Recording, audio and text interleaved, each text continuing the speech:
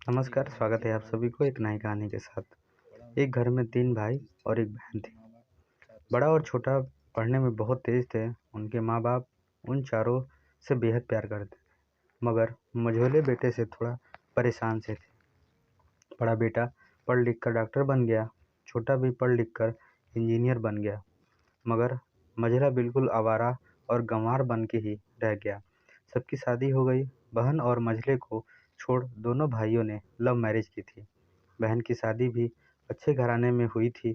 आखिर भाई सब डॉक्टर इंजीनियर जो थे। अब मझले को कोई लड़की नहीं मिल रही थी। बाप भी परेशान, माँ भी।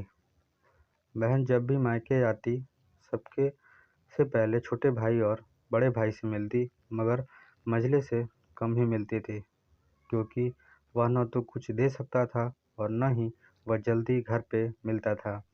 वैसे वह दिहाड़ी मजदूर करता था, पढ़ नहीं सका तो नौकरी कौन देता। मझले की शादी किए बिना बाप गुजर गए। माँ ने सोचा कहीं अब बंटवारे की न निकले, इसलिए अपने ही गांव में से एक सीधी सादी लड़की से मझले की शादी करवा दी। शादी होते ही न जाने क्या हुआ कि मझला बड़े लगन से काम करने लगा। दोस्तों ने कहा, ये चंदू आज अड्डे पे आना। चंदू, नहीं आज नहीं, फिर कभी। दोस्त, अरे तू शादी के बाद तो जैसे बीवी का गुलाम ही हो गया। चंदू, अरे ऐसी बात नहीं। कल मैं अकेला एक पेट था, अब तो अपने रोटी के हिस्से कमा लेता था, अब 2 पेट है। आज कल और होगा। घर वाले नालायक कहते हैं मेरे लिए चलता है, मगर मेरी पत्नी मुझे कभी नालायक कहे तो मेरी मर्दानगी पर एक भद्दा गाली है, क्योंकि एक पत्नी के लिए उसका पति उसका घमंड, इज्जत और उम्मीद होता है। उसके घर वाले ने भी तो मुझ पर भरोसा करके ही अपनी बेटी दी होगी। फिर उनका भरोसा कैसे तोड़ सकता हूँ। कॉलेज में नौकरी की डिग्री मिलती है और ऐसे संस्कार माँ बाप से मिलते हैं। इधर घर पे बड़ा और छोटा भाई और उनकी पत्नियां मिलकर आपस में फैसला करते हैं कि जायदाद का बंटवारा हो जाए, क्योंकि हम दोनों लाखों कमाते हैं, मगर मझोला ना के बराबर कमाता है। ऐसा नहीं होगा। माँ के लाख मना करने पर भी बंटवारा की तारीख तय होती है। बहन भी आ जाती है, मगर चंदू है कि काम पर निकलने के बाहर आता है।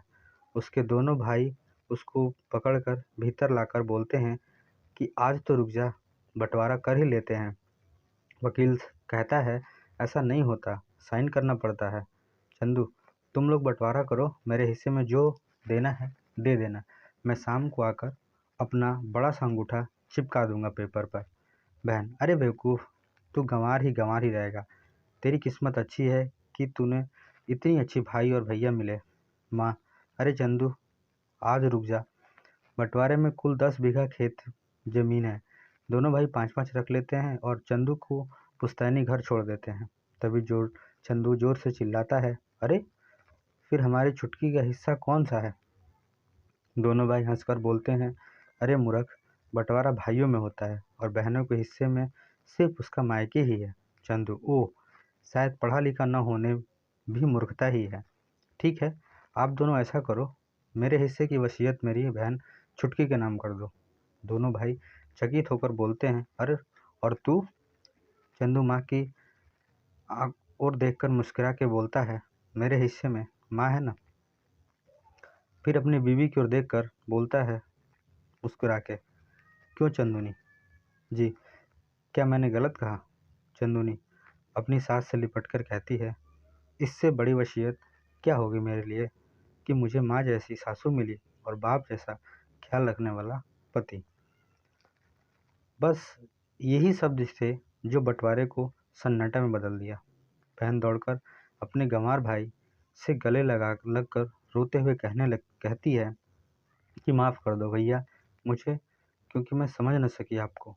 चंदू, इस घर में तेरा भी उतना ही अधिकार है जितना हम सभी का।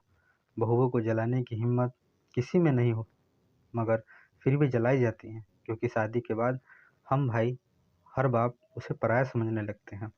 मगर मेरे लिए तुम सब बहुत अजीज हो, चाहे पास रहो या दूर।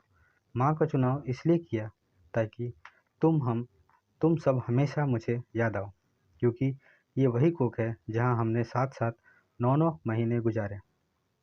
माँ के साथ तुम्हारी यादों को भी मैं रख रहा हूँ।